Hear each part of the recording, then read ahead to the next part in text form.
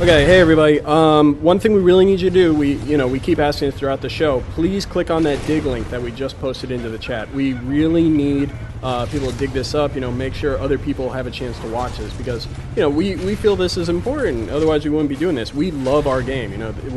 We're incredibly passionate about our game, and it's one of those things that we think the more people who actually have a chance to either see it or play it, we know that they're going to love the game. But why don't we go into another question, because this is something that I know has been coming up a lot, and this is actually from our April Fool's joke that ended up becoming reality. So a lot of people want to know, where did the ostrich hammer come from? What's the history behind it? What is the ostrich hammer? That's the other thing, because some people might, in this chat and watching the feed, might not know what it is. So we will be showing it later. We're not going to show it right now, but why don't we go into a little bit about the history behind it? Okay.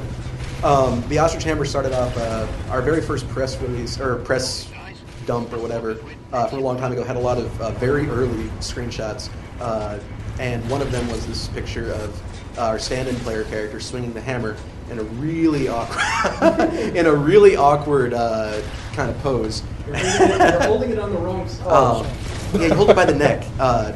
There we go. And NeoGaf had a field day photoshopping up a whole bunch of really amusing stuff, and the team loved it. It was really kind of funny, and somebody had printed out a picture of the ostrich, stuck it on the wall for a while. Since I was the guy who built the hammer model, I really wanted to build an ostrich for a very long time, and Randall Hess, our technical animator, said, "Hey, if you build it on a lark, I'll rig it up and get it working for you." That kind of sat on the back burner for a long time. And then as we were developing more multiplayer stuff and wanted to add a lot more customization and unlocks and prestige items, the notion of unlockable hammers came up. And so at that point, I pushed really hard to get the ostrich in there. And pretty much everyone agreed it was a really good idea. So built the ostrich. Like I said, Randall rigged it. So as you hold him by the neck, he'll wiggle around as you beat people to death with a large bird. So really, it was kind of sat on the back burner for a while as a joke that everybody kind of wanted. And when we started working on multiplayer more, got pushed to the forefront. I don't think anybody ever thought it was going to be this big a thing. It's certainly a lot of fun to work on, and I think a lot of the humor comes from the fact that it's just completely and utterly ridiculous, and there was never a big planned joke. It all just kind of fell together really wonderfully.